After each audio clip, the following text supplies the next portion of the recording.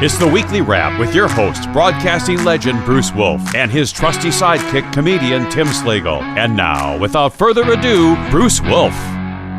Bruce Wolf, Tim Slagle on the Weekly Wrap. And now it's time for my favorite part of the program, in which Tim reveals his background. And, you know, we're not talking about when he was a Rockette back in the 30s. I remember that well. Tim, well, I'm going to guess it's usually apropos. I'm going to guess the time we're taping this, you're covered in like a sepia haze, and you're not trying to recreate some 1930s movie. It's more like a Canadian wildfire thing. Am I right about that, Tim? You are correct, sir. Unbelievable. Boy, am I good. Am I really good? It's the first pyrotechnic cancellation of a White Sox game since Steve Dahl. Is this so the game, you know, I was wondering because I was watching, and we're taping on Wednesday, so they canceled the White Sox Yankees game because I did see a picture of Yankee Stadium there, and it reminded me of you know, those sepia filmed things, not like The Natural, but The Natural is actually in color. I once did like a turn back the clock game feature. That was the first one they had at Comiskey Park. And I dressed up like in the straw hat and the striped sports jacket, seersucker, whatever it was. And we made it like it was a silent movie. And I actually tried to bribe Steve Lyons of the White Sox circa 1919. And he made an error in the game, too. So it was a lot of fun. But, you know, that's why I try to make them all about me, Canadian wildfires. Here's the thing. I thought those Canadians were all, you know, they're jiggy, as the kids would say, with or maybe they don't say it, with environmental causes. And, you know, they're making all these excuses about, well, it was the confluence of so many, it was the perfect storm, including storms, that created this situation. But I thought they're all about the environment, Monsieur Trudeau. That's right, but you can't stop the global warming that's coming from the States. Oh, sure. Yeah. You know, right. they don't burn any fossil fuel up in Canada. Right. Driving the thousands of miles in between towns in the western part of it. Right. No, I just I thought that maybe we should just, you know, as a protest, we should cancel the Stanley Cup, which, by the way, was just featuring southern and western U.S. teams where the temperature never gets below 90 degrees at the time that they're playing it. But anyway, first of all, this is as a public service announcement, I would just like to say, would someone please help President Biden up? I just assume this works. It's an evergreen kind of thing. He's probably fallen somewhere, and you know. But that was my second choice. Was help I've fallen and can't get up billboard. Right. So meantime, you know, DeSantis, it was funny, and now I even forget the details of it. You know, he's been criticized because he's not handling the press correctly, and at one point he was asked a question, I think it was by a Politico reporter, saying, you know, how come you're not really talking to people? And DeSantis says, well, you just interrupted me while I'm talking to somebody. So, I mean, it's not exactly a have you stop beating your wife question, but it's like the guy can do no right if you're a liberal and wants to take him out because they want to have Trump run against Biden. I mean, that's kind of the way it goes, right? Well, I think they've kind of X'd out Trump. I think they got him. I think they believe they're going to have him in jail by the election. Yeah. So it's I happened to notice a Newsom, and I can't remember I think it was another governor, are both thinking of indicting DeSantis for kidnapping charges. Right. I saw that. You know, I mean, I thought it was in the Weekly World News at first, and then I realized it was probably in CNN or some other discredited. No, it's the Obama method of getting into office is you just disqualify your opponents. Sure. Well, let's see. Let us count the ways. Obama, first off, he got this longtime black female off the ballot, right, in Chicago. Because she didn't have enough qualified signatures to run for re-election. which at that time was, seemed like a dirty pool. Then, of course, you got David Axelrod, and what a genius the guy is, inspiring the defeats of both Blair Hull and Jack Ryan, just both over divorces. I mean, it's just great. But yeah, right. It is the Obama method. The thing about Trump, and as we speak, as people are watching this or listening to this, he may have already been indicted. And of course, the problem with that is he's arguing that how can you indict me over the documents when you assigned an independent prosecutor to go after me, but you didn't assign an independent prosecutor to go after Biden and the Chinese money influencing. It does seem like disparate treatment, no? Well, yeah. What's incredibly ironic is that Trump was impeached trying to investigate Biden. If you remember, he thought that Ukrainian deal with Hunter smelled a little fishy. Right. So he asked Zelensky, was it Zelensky, to look into it, and then he was impeached over that. The Zelensky hereinafter referred to as the sweaty and rat-faced Zelensky, according to Tucker Carlson, but that's another story. Thank you for the anti-Semitic tropes, Tucker Carlson. 55 million hits on that the other night. But okay, but no, there's no question. There's Trump can argue that it's not going to prevent him from being indicted.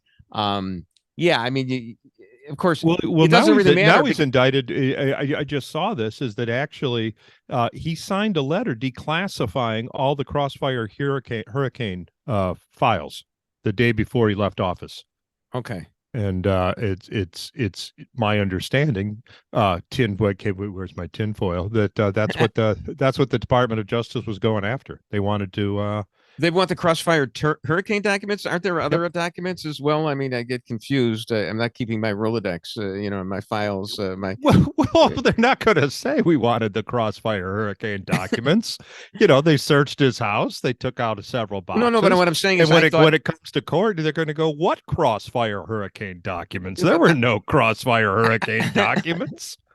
Well, I mean, I thought there were other documents as well as in addition to Crossfire hurricane documents, but okay. Well, we'll see what they come up with. Meanwhile, as far as investigating Biden, so you have Comer. Let's get our scorecards correct here. Comer's the Republican, Raskin is the Democrat, and in Congress, and they both were allowed to view this document that the FBI doesn't want to turn over, and Ray may be held in contempt of Congress for not turning it over. It's kind of interesting the way each one of these guys views the document that they saw. It's like the old yellow, is it a yellow dress or a blue dress?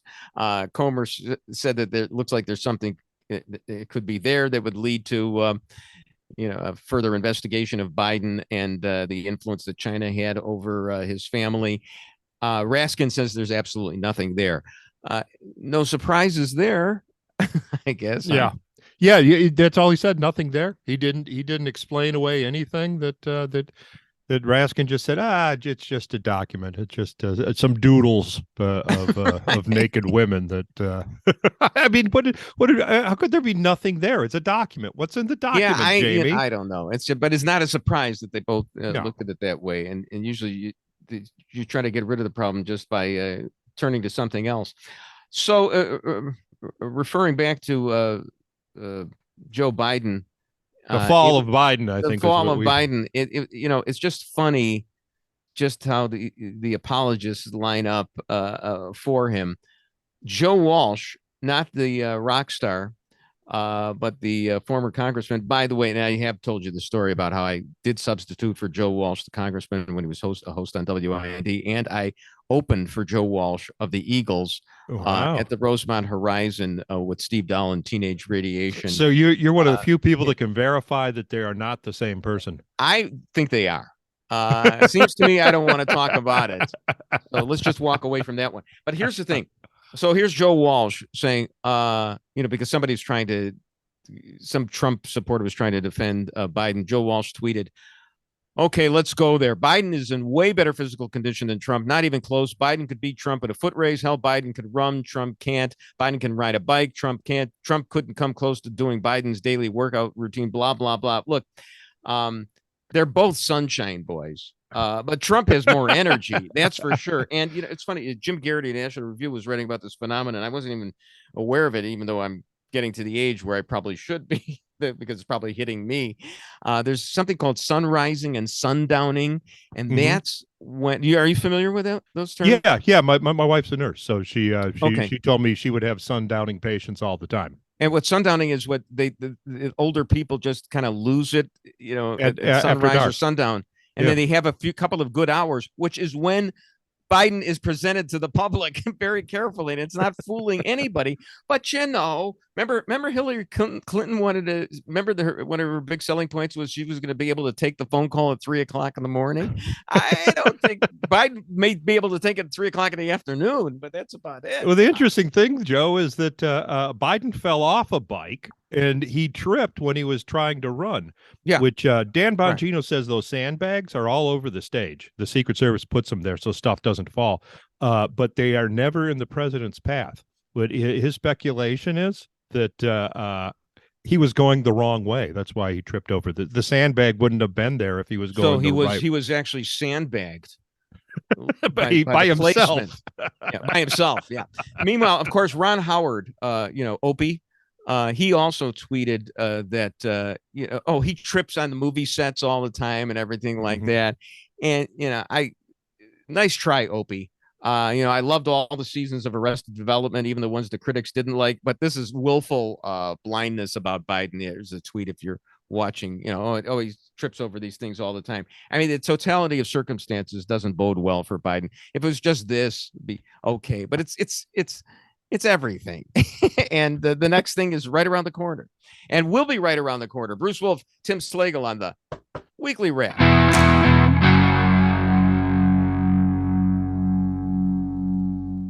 To use a modification of a metaphor that we were using in the panel earlier today, it's like you have two milkshakes, right? The Republican Party has two milkshakes.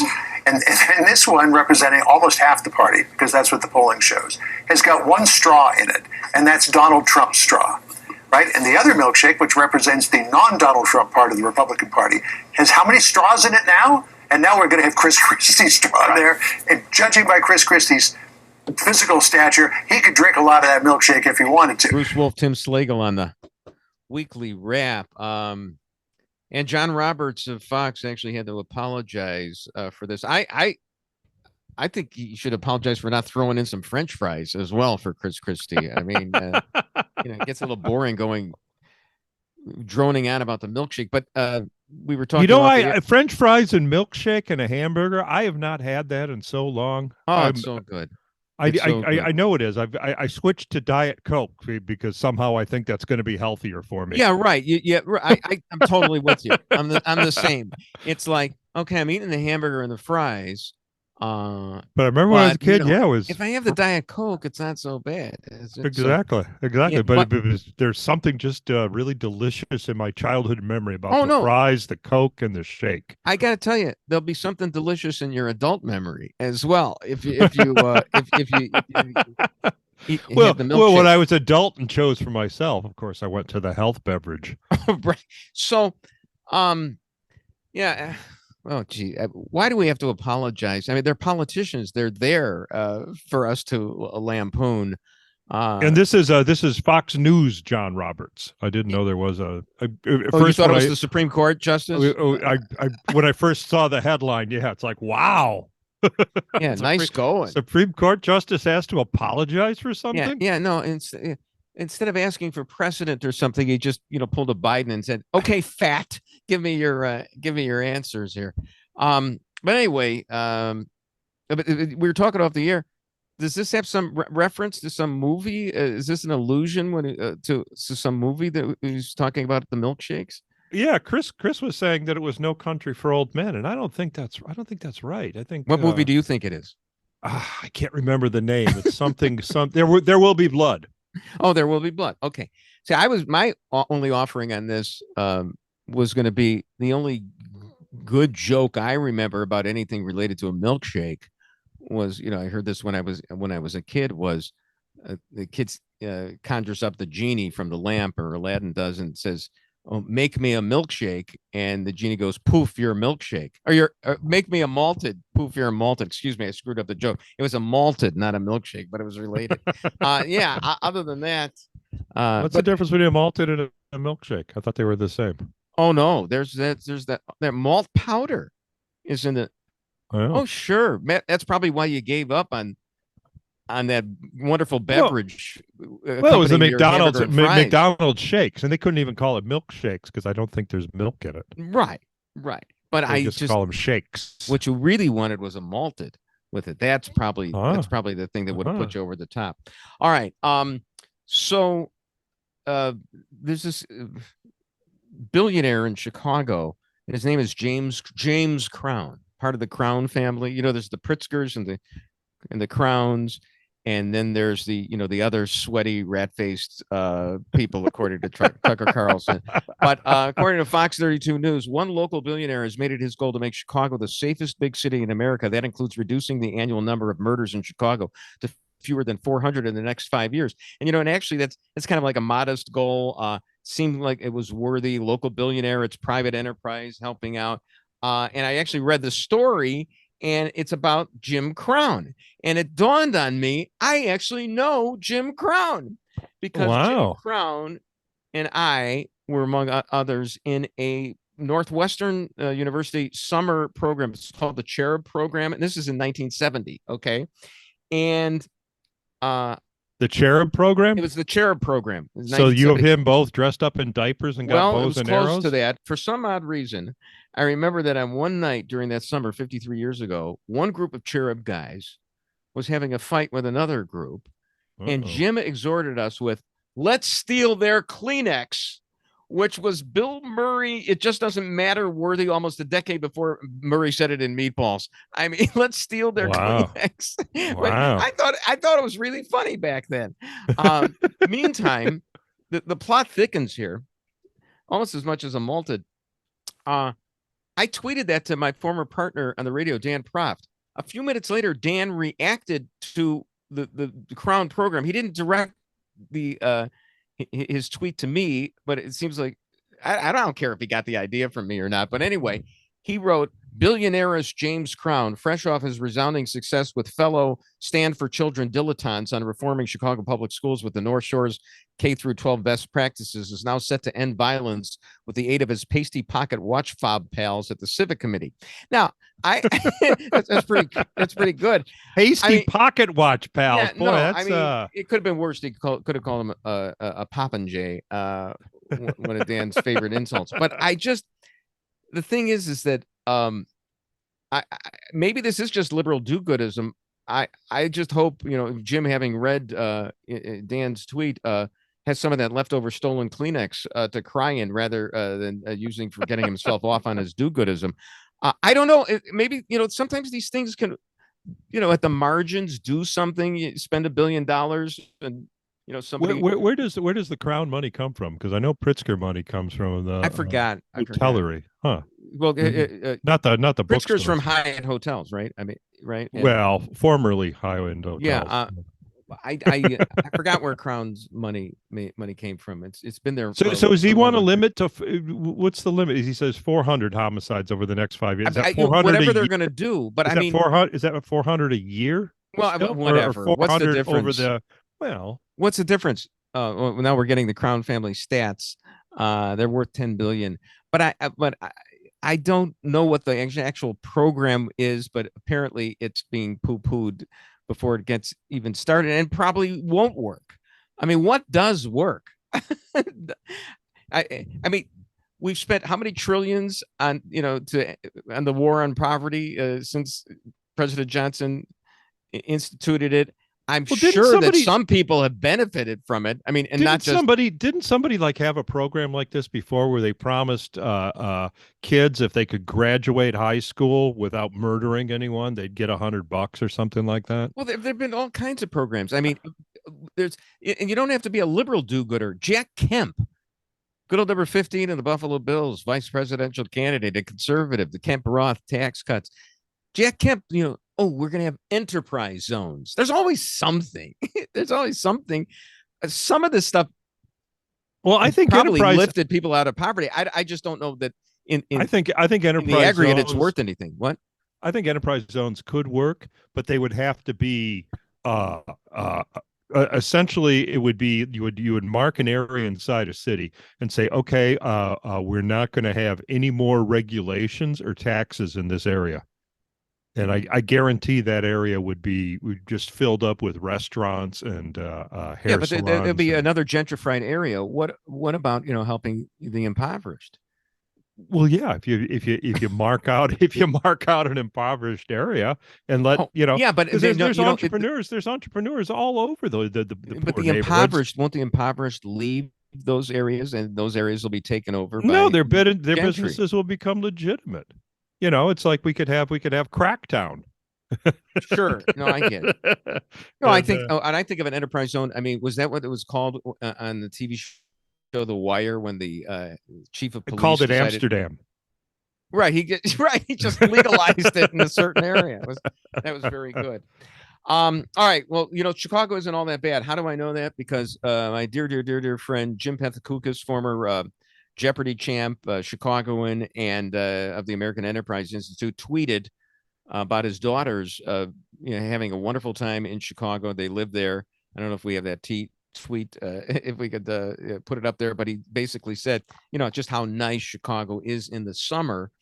And I say, just don't mention it the next time you're on Dan Prof show, because cognitive dissonance doesn't play well there.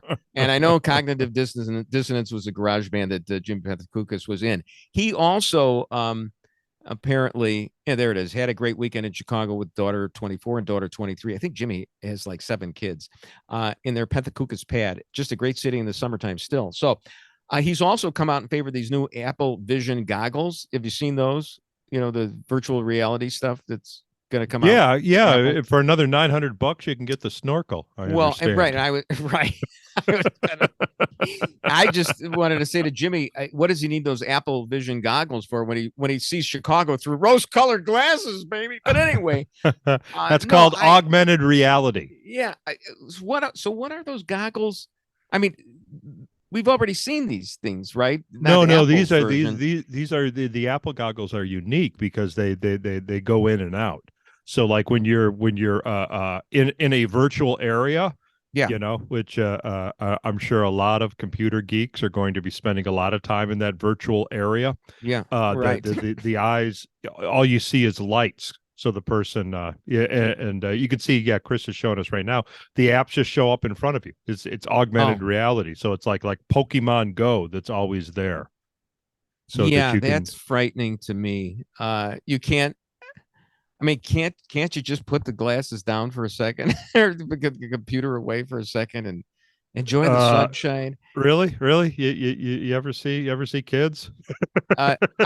You talk about this way. At least their heads will be up. At least they'll see the traffic when they're walking across the street. I guess so. You talk about the eternal sunshine of the spotless mind, my friend. Yeah, I mean, gee whiz.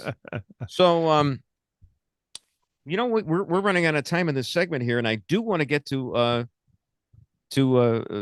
Gay Pride Month, or LGBTQ Apple Plus. I think that's what it is. Sure. Pride Month. We will do that post haste after these words from Bud Light, I guess, and Target.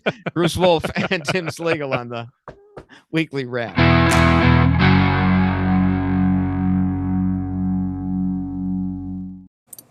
I have a personal announcement. Well, today is not my final show. This is going to be my final summer here at Meet the Press. It's been an amazing, nearly decade-long run. I'm really proud of what this team and I have built over the last decade, frankly, the last 15 plus years that I've been here at NBC, which also includes my time as political director. I've loved so much of this job, helping to explain America to Washington and explain Washington to America. Bruce Wolf, Tim Slagle on the Weekly Wrap. Oh. That was moving. Chuck, We barely knew you. Yeah, as a matter of fact, I don't think I ever really watched him. Chris, our producer, points out the guy wants to spend time with his kids. His kids are 19 and 16. Sorry, you missed the time for the kids. Sorry. Yeah. Guess what, kid? Guess what, Chuck? Your kids don't want to watch you either. Yeah, right. It wasn't appealing to that demographic or anything close to like 75 to dead.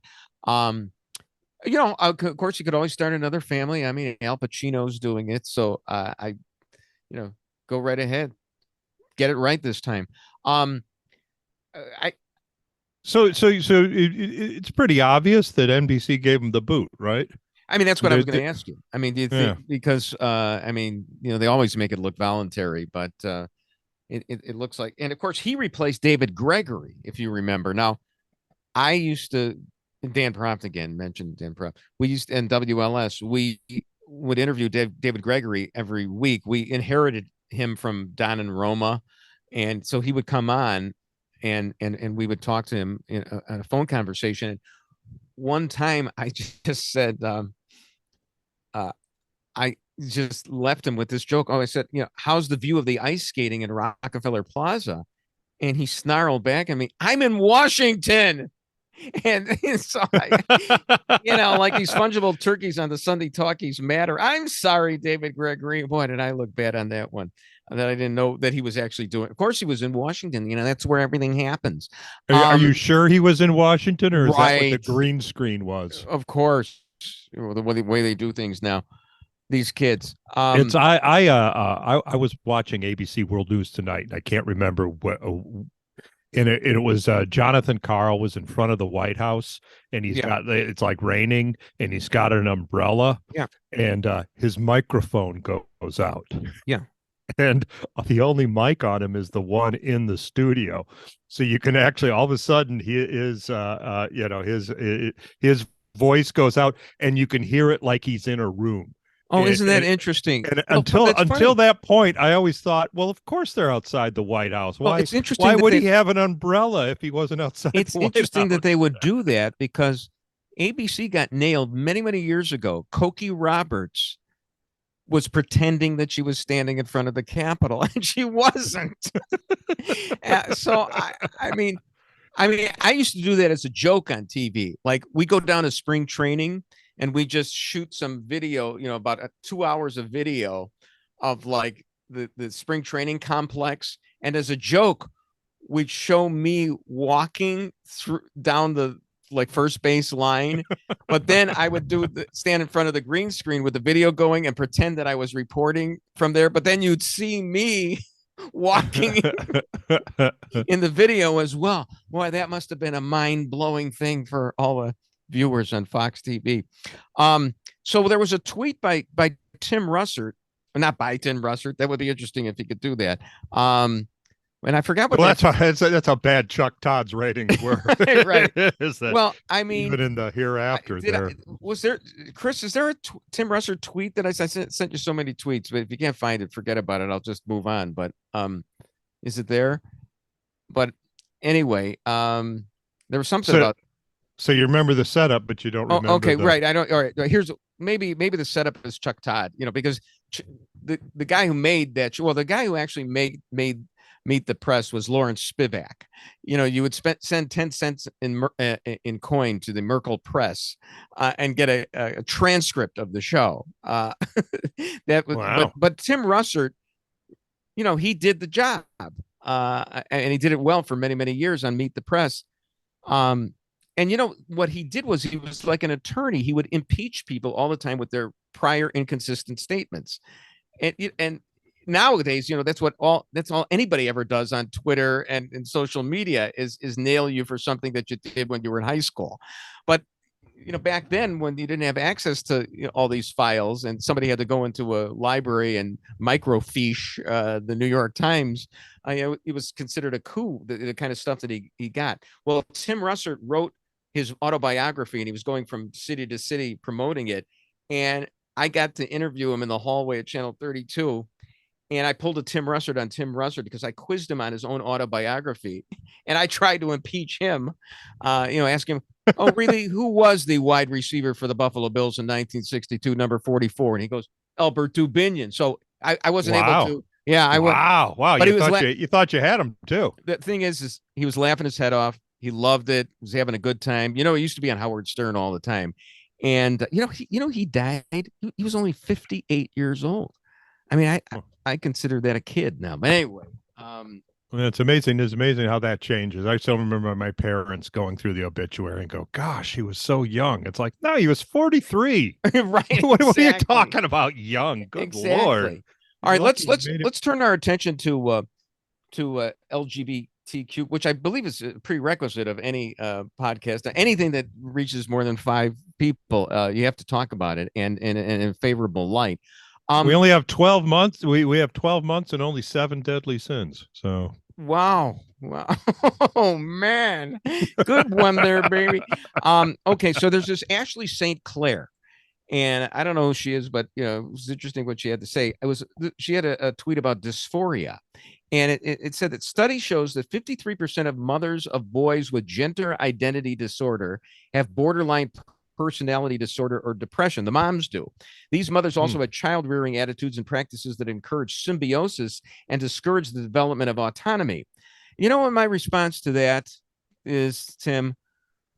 Well, yeah, but the New York Times Sunday crossword celebrating the pride flag was really clever, you must admit.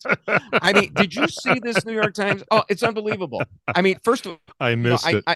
It's in all the colors. Part of it is in color. The different colors of the pride flags, part of the answers were there. And, first of all, I got ticked off because it's like, I can't take it. It's everywhere, even in my little sanctuary of doing the New York Times crossword puzzle. That's been politicized. But do the colors represent something? Well, the colors represent what they were, all the colors of the pride flag. That was well, no, I know it's a rainbow, and I always thought it would just encourages inclusivity. But I mean, is each color does each color represent something? Well, I mean, no, I don't think it's like like lavender. Lavender could be a gender non-binary. Well, then because it's red and pink. You're going to have if that happens, there's going to be a war among, and that's what I hope. We're going to fight each other, which is happening now. Gays versus and lesbians versus the trans. There's no question that's happening now. But wouldn't it be something if they started arguing over which color represents what?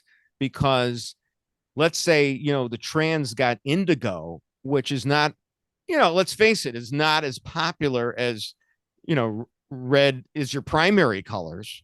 There might be a fight over that. But as far as the New York Times Sunday crossword puzzle goes, I was as much as it was like, oh, I can't believe this. I can't get away from this. The puzzle was clever because they had like one answer was Bradbury, for example, and that was colored in violet. And then there was another clue next to it and said it was related to this. The answer was like some kind of X-ray thing, a violet ray or whatever. So it's a violet ray Bradbury. I mean, it was so clever. I can't even explain how clever it was. So, but you kind of get the gist of it there. I don't get the violet Bradbury. Well, because there's some kind of a machine that emits violet rays, and that was another clue next to that for another answer, which was violet ray. Next to Bradbury is Ray Bradbury in violet, in the violet. So color. It's like it's like the Wheel of Fortune before and after. I'll take your word for it. So anyway, all right. Did you see this pregnant person on Glamour magazine? Pregnant man? We have a picture. Pregnant man? So let me understand this. This is a person who was born a female who has become a man, right? And that's how this person becomes pregnant, right? Am I correct? Is that how it works? Either that or a lot of beer. Well, that was my joke that I was setting up. I'm sorry. I wanted to say, you sure he didn't down all the available Bud Light? I forget it. The show's over. I can't explain the New York Times cleverness. And the easy joke here. Oh, yeah. Tim would just steps all over me. All right. How about this? So Jim Garrity in National Review had a piece about how these international companies, which are supposedly so pro LGBTQ, but they also do business in places like Uganda, like Unilever. Doesn't Unilever own Ben and Jerry's, right? Yeah. So we were talking about Uganda last week, where it's actually now a death penalty. Right. For homosexual activity. But these are the same companies that promote LGBTQ. I'm saying, what kind of flavors are we talking about? Don't slay, gayberry, eat me. I mean, okay, all right, there we go. All right, so and I'm watching the CBS golf tournament, the Memorial over the weekend. Like you say, you can't get it, and of course Jim Nance, the blandest. You talk about a colorless guy, but the blandest guy. He has to do a liner in support of LGBT, and I remember, and here's my tweet on that. And they went to commercial with the song Ohio, which is, kind of boring. Mm-hmm. I thought, if they're going to go into a commercial playing anything after he supports LGBT, why not, For Dead in Ohio? I mean, as long as they're going radical on us, but apparently they know where to draw the line. And so do we. Apparently right there. And finally, I'll just mention that Carol Roth, friend of mine, business person, you could see her on like CNBC or not CNBC, maybe there, Fox Business News as well. She's upset with the term woke. She hates the term woke. It's a lazy umbrella term that doesn't communicate the serious and nefarious nature of many issues.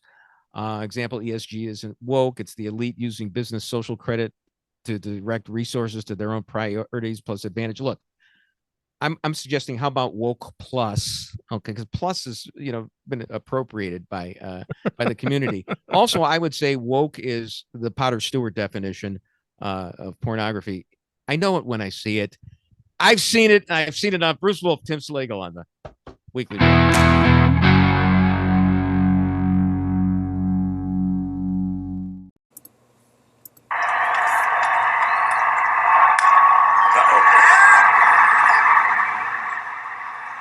Can't get him. Oh, no! He was safe at third. No! Well, Angel Hernandez blew the call, and the infield being back should have cost him the game. It didn't.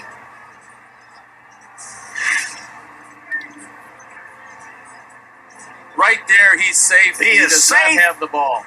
And another blown call by Hernandez. Bruce Wolf, Tim Slagle on the Weekly Wrap. Tim, I know this is your favorite part of the show, sports, which you don't care about. I barely do too. And Chris, our producer, who does really care about the White Sox and their announcing crew, he put Hawk Harrelson up there as a protest because I mentioned that I wanted to talk about Jason Benetti, whom I think is very, very good. I mean, he can make cultural references to, going back to the 60s, and he's about 28 years old or something. I got a feeling the reason he can do it is because he was born with cerebral palsy. I don't know what his childhood was like. I mean, he's got like the voice of God. He's very funny, very knowledgeable. He's an up and comer. I don't care what Chris says. Chris is wrong. It's okay. But I got a feeling he can come up with these references because I think he might have been stuck watching TV for a long time. Yeah.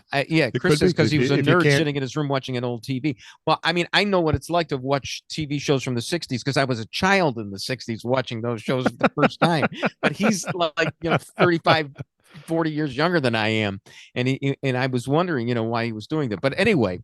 Well, if your parents don't want you watching cable, I mean, there's all that's pretty much all that runs over the antenna anymore. It's local news and old TV shows. Right. So anyway, the story about him was that he was going to be calling 2 baseball games in one day, both the Cubs and the Sox. And of course, how is he going to do that? One was he was going to actually be at the game. The other thing was apparently he was going to be in the studio or whatever, which seems kind of fake. But it is done now. It's reminiscent of, Ronald Reagan. One of his favorite stories was when he was doing the game off the ticker and the ticker broke and he kept he vamped by saying, made it up. Well, we said it wasn't that clever because it was just Billy Jurgis fouling off one pitch after another. So it wasn't. Wasn't like he had much else to say about it, but it was a famous Reagan story. Here's my idea, because everybody knows that I'm a TV radio whore, and what I would do is here's my offer. I would do the local news, the local yokel news sports on channels 2579 and 32, all of them.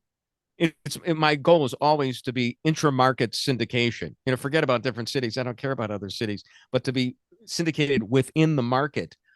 I put a green screen behind me, just like we were talking before, Cokie Roberts faking it, John Carl faking it.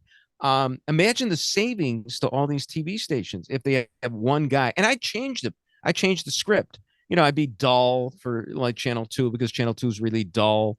Would you change your voice and put on disguises? Whatever too? voice you want. You say whatever you want. David Brinkley, NBC News, Washington. I could do that for NBC. Do the sports as David Brinkley. Now we're going to show you the end of a Heidi game because you people are such football fanatics. Remember that they cut off the end of the Heidi game. They had to show the game the next night on NBC because they learned what playoff game for the Heidi movie, not the. Was that a playoff game? I don't even think it was a playoff. I don't know, but it was. Yeah, it was apparently it was. They thought the game was. If I remember the story right, they thought the game was over. It was like one of the. Well, what they thought was it wasn't a big deal. That's because it was NBC News honchos. They didn't realize how sports crazy people were. They were these pointy-headed, sure, northeastern liberal establishment people who didn't know what the masses wanted. And there were a bunch of kids in wheelchairs waiting for Heidi to come on exactly at 2:00. Yeah. Meanwhile, in our sports right now, and if I were doing this for channels 2579 and 32, I wouldn't even report on this because it's such an embarrassment. But for our show, this is the greatest thing in the world. A men's soccer team from the United Kingdom destroyed a U.S. women's soccer team 12-0. Wow. Well, you don't have to know much about soccer. All you have to do is watch a couple of episodes of Ted Lasso. I mean, the big score was 1-0 to score 12, and they were old men too. It reminds me of the Bobby Riggs tennis match with Billie Jean King, which I think later ESPN more than insinuated was rigged because Bobby Riggs was paying off gambling debts because he could have easily beaten her, and that was a big moment for women. But how do you like that? The big part about it is that they all did it untucked. That's so, I kind of wish Ted Lasso ended this last week. And there was one more. They made every possible gay reference you could have, in a positive light. It was, the show for LGBT. Well, oh no, actually though, no, it was all about gay. A lot about gay, but not very much, nothing about transgender, because even Apple Plus isn't that cutting edge. Even Apple Plus. So is it no is it because you saw it? I didn't like I said, I've only seen 3 episodes of Ted Lasso from season 2, I think. Yeah. And I saw every one of them. Did they go really gay? There were just a lot of positive gay mentions in it. Even to the point where the owner of the team, for some reason, they were talking about Freddie Mercury, and she said, Freddie's greatest joy was flipping a straight, which I don't think was a poker term or poke him, but whatever. I thought they didn't try to do that. I thought that was. I thought they didn't either. I thought that was just anti-gay propaganda. Yeah, but we're showing on the screen all the gay characters or the bi characters, whatever. And a friend of mine actually said, he said that, when gays are portrayed on TV, they're never portrayed as gays actually are in real life. It's always this kind of Ward and June sort of gay relationship. And what he refers to it as is Gamus and Andy. Because here's the thing. They're monogamous. They're concerned about adopting children. Right. They're loving modern family. It's modern family. Yeah, exactly. Yeah. I'm not saying there's not gays like that, but most of the gay men that I've known Yeah. Still like please stop clubbing. talking. Just stop talking now because I want to tell Chris, please edit out that laugh I had. Okay. About Game of Thrones. I didn't mean to. I really apologize. I feel like the Toronto Blue Jays pitcher right now, who I apologize for believing what I believed in. No, that's true because I mean, you never see somebody comedically portrayed as a patron of bathhouses. Exactly. Yeah, and promiscuous. Exactly. And you never see the Modern Family couple going out to the clubs together to pick up a third for the evening. Right. Because that wouldn't be a family. Yeah, exactly. So yeah, you love, the bourgeois values that are always being portrayed on these shows. Oh, and apparently, according to Chris, they took heat in season 1 for having no LGBTQ plus characters, so they probably overcompensated in seasons 2 and 3. So yeah, and I'm glad they did. Did you see this video? Please explain it to me. I don't know how well this is going to work for people who are listening, but there was a kid on a bus, a kid thrown off a bus, a school bus. I don't know if we could show that, and it takes a while. But we could do the play-by-play. It's first it looks like a first comes the lunchbox. Yeah, the lunchbox is thrown out by the driver, and then the driver throws what appears to be a child in a like a parka with a hood, and then some people are trying to beat up the bus driver, and then they and then people are concerned, passersby, and then they finally show this person. And you see him under the hood, and that doesn't look like a child, does it? Oh my gosh! It's not a child. No, it's it's like a little person. Yeah. It's like that Bugs Bunny cartoon where the gangster actually imitated that he was a baby sitting on Bugs Bunny's doorstep. Yosemite Sam did that all the time because he was short. Mm-hmm. Right. In which case then you start filling in the blanks because I didn't bother to read the story because who really wants to know the truth? This is just a podcast after all. And this whole show is like a game of Mad Libs for me. I'll throw in a couple of nouns and an adjective right now. But what if that person is an adult sneaking onto a bus with school children? Then he deserves to be thrown out. Well, on the other hand, maybe he's has Arrested Development or whatever, and who the heck really knows what the truth is? And I don't really care what the truth is. I'm guessing undercover cop. Well, okay, that's what it's 21. Enough. It's 21 Jump Street. He's trying to find the drug dealers in elementary school. Okay, yeah, fair enough. All right, the final thing. Based this whole show basically on what I read on Twitter. They ask the question, who is the greatest Twitter account of all time? And of course, my answer is mine. Because bear with me right now. I have gotten Dan Bongino and the Washington Post. You talk about disparate sources to ratio me. Is that the term that's used when you get people to gang up on you gang up on somebody on Twitter? That's called being ratioed. It's called being ratioed, I think. Huh. Is that right? That. Anyway, I don't know. I'm not in the Twitterverse. That's because you're just not, I'm the greatest of all time. Let me tell you. So this person asked, who's the greatest Twitter of all time. And I mentioned that. I've also been blocked by the greatest local TV newscaster in Chicago history, Ron Majors. He blocked me. Blocked by the richest local TV sportscaster in Chicago history, Mark Giangreco. Blocked by Robert Feeder, the luminescent Chicago TV radio critic, and I also was blocked by, among others, David Simon, I believe is his name, the guy who created The Wire. Wow. Yeah, and I love The Wire, but I still got blocked by him because something I said that offended him. So, wow. So I gotta say, I'm the greatest. And, on that note, happy week to everybody. Bruce Wolf, Tim Slagle on the And that's the Weekly Wrap on radio and television. Follow Bruce at Bruce Wolf Shy on Twitter and Tim at timslagle.com. The Weekly Wrap with Bruce Wolf, a CP Pods production.